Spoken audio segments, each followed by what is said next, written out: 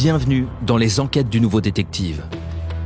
Le Nouveau Détective, premier magazine d'enquête sur les grands faits divers, et Engel présente Torturé à mort par ses deux employeurs. Une enquête du Nouveau Détective. Sophie Lyonnais raccroche son téléphone d'une main tremblante. Ses grands yeux verts sont pleins de larmes. Mais elle est surtout terriblement soulagée. Sa décision est prise. Elle va enfin rentrer chez elle, à Troyes. Sa mère a accepté de lui payer le billet de retour. En cette fin d'été 2017, voilà maintenant 14 mois que cette Française est jeune fille au pair à Londres. Elle espérait apprendre l'anglais dans un environnement privilégié. Mais en réalité, c'est au bagne qu'elle a atterri et elle n'a rien osé dire. Sophie a 21 ans, mais on lui en donnerait plutôt 15. Sous ses lunettes de collégienne, elle n'en est pas moins une jeune fille engagée, notamment pour la cause animale. Issue d'une famille modeste de Troyes, elle n'a jamais eu l'occasion de voyager qu'en fin 2016, elle tombe sur cette opportunité en apparence alléchante. Un poste de nounou dans la capitale britannique avec quelques heures de ménage pour aider la maîtresse de maison. L'occasion de devenir bilingue et d'étoffer un peu son CV. La voici donc qui débarque à Londres avec une valise, quelques euros en poche et une adresse écrite sur un bout de papier. Dès ses premiers pas dans l'immense métropole, Sophie est émerveillée. Les boîtes aux lettres rouges, les bus à Impérial, les drôles de taxis qui roulent à gauche. Elle a l'impression de plonger en pleine carte postale. Une fois son chemin trouvé, elle sonne à la porte d'une superbe maison victorienne située à l'angle de Wimbledon Park Road et Pulborough. Elle découvre son nouveau cadre de vie, d'un chic à couper le souffle, et les deux enfants dont elle va avoir partiellement la charge, un garçon de 6 ans et une fille de 3 ans.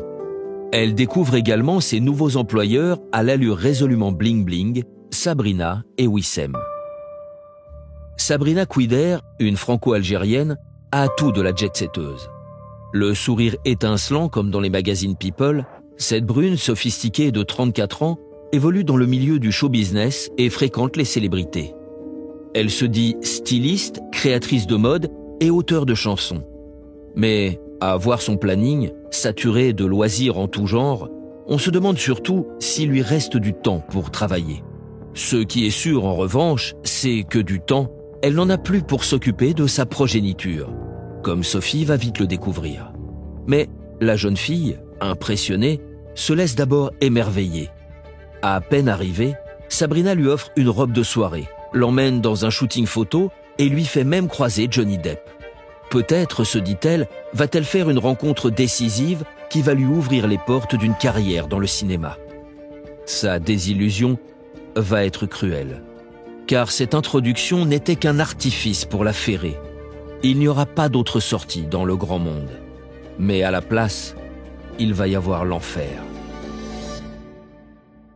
En quelques jours à peine, Sophie découvre la réalité de son emploi.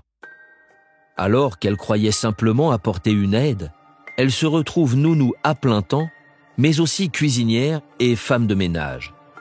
En un mot, elle devient la Cendrillon de la famille. La jeune fille au pair n'a même pas le temps de sortir, de rencontrer qui que ce soit, ni de travailler son anglais. Et tout ça pour un salaire mirobolant de 50 € par mois.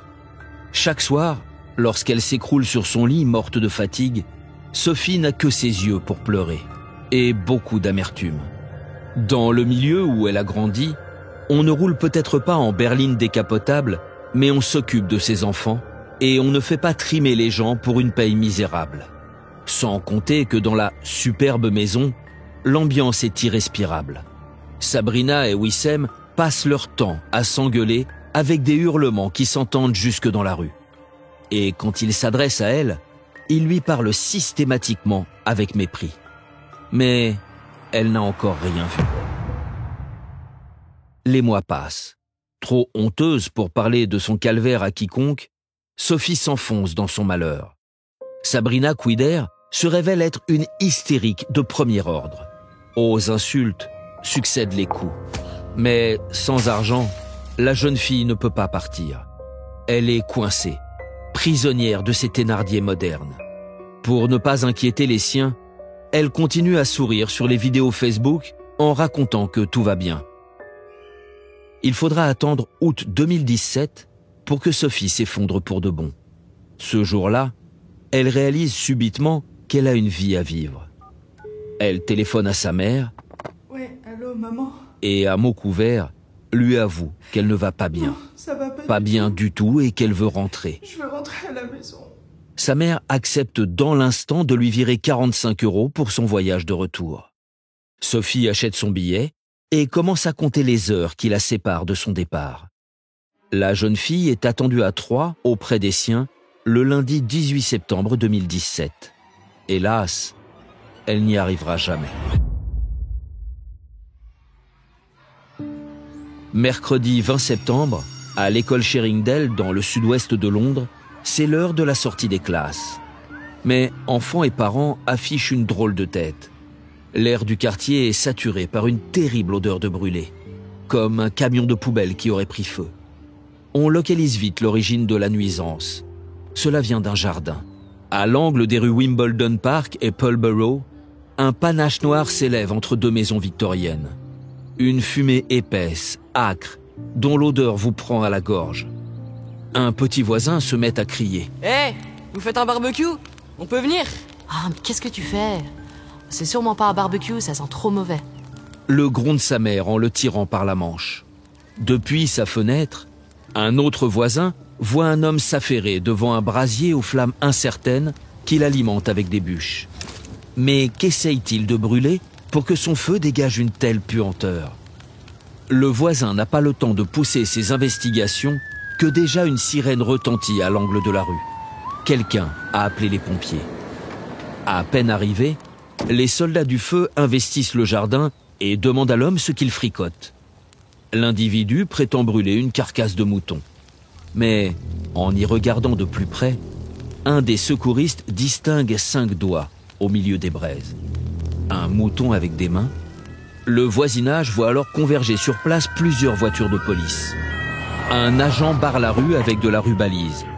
L'insoutenable odeur ne s'est pas encore dissipée qu'une ambulance arrive à son tour.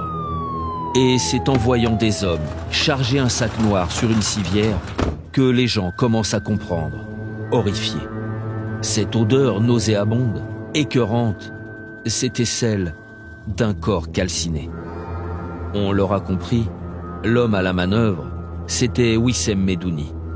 Et le cadavre rongé par les flammes, celui de la pauvre Sophie.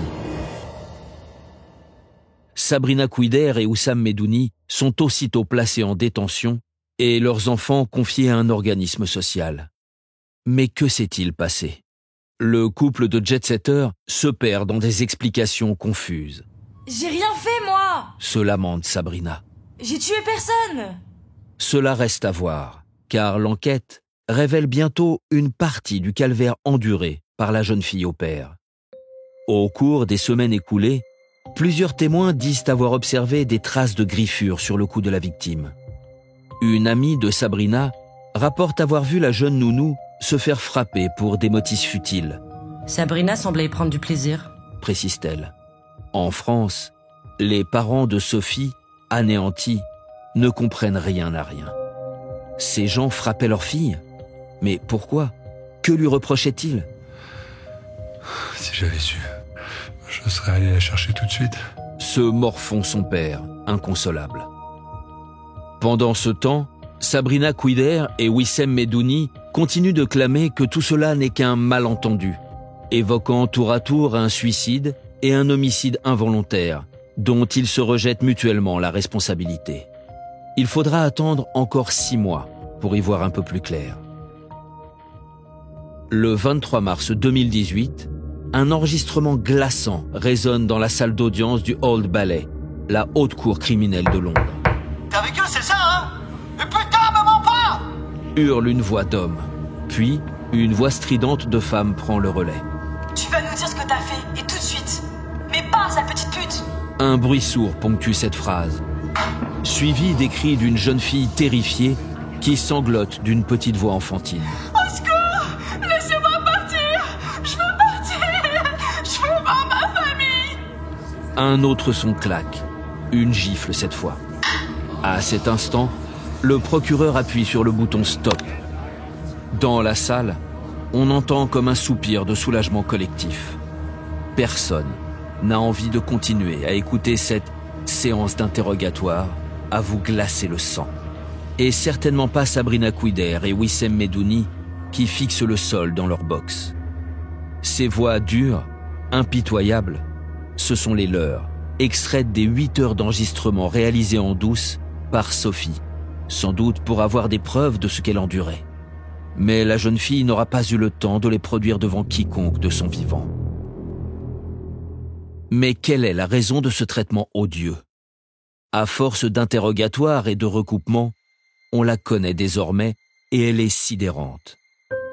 À l'été 2016, complètement perchée dans son délire, Sabrina Kouider s'était mise en tête que Sophie couchait avec un de ses ex. Une totale affabulation, puisqu'à la même époque, l'homme concerné vivait aux États-Unis. Mais idiotement jalouse, elle n'en a pas démordu. C'est sur la base de ce prétexte qu'elle a commencé à se montrer plus odieuse que jamais, plus violente. Pire encore, elle a réussi à convaincre Wissem que Sophie et son supposé amant étaient en train de fomenter un complot pour leur nuire. Une manigance qui aurait pu anéantir leur position sociale. Alors ils se sont mis à deux pour la taper, la faire avouer. Jusqu'au soir du 18 septembre, où les choses sont allées encore plus loin. Oui, j'ai entendu une dispute. Se souvient à la barre un voisin. Il y avait plusieurs personnes qui criaient et aussi des bruits d'éclaboussures d'eau. J'ai bien reconnu la voix de Sophie, ouais. On aurait dit qu'elle suffoquait, qu'elle se noyait. Ça a duré des heures. Mais alors pourquoi cet homme n'appelle-t-il pas la police? Il ne s'en expliquera pas. Sans doute le respect de la vie privée des autres. Mais malheureusement, la dure réalité est qu'en cet instant, les deux bourreaux ont traîné leur nounou dans la salle de bain. En alternance, ils lui plongent la tête dans la baignoire pleine et l'interrogent pour la faire parler. Mais la jeune fille ne cède pas. Et pour cause, que pourrait-elle dire? Alors, la séance de torture continue. Les coups, les insultes. Wissem tape. Sabrina exige. Les deux brutes s'énervent sans fin. La conclusion de cet interrogatoire est un sinistre rapport d'autopsie pratiqué sur un cadavre méconnaissable. 4 côtes cassées, la mâchoire fracturée, le sternum enfoncé. Pour des liaisons imaginaires, pour des accusations tombées de l'espace, Sophie est morte cette nuit-là sur le carrelage de la salle de bain. Pour rien. Le 21 juin 2018, Sabrina Kouider et Wissem Medouni ont été condamnés à la réclusion à perpétuité. Terminées les soirées mondaines et la grande vie. Au final, leur position sociale, ils leur ont anéanti tout seuls. Mais la vie innocente qu'ils ont volée à Sophie, personne ne la leur fera rendre.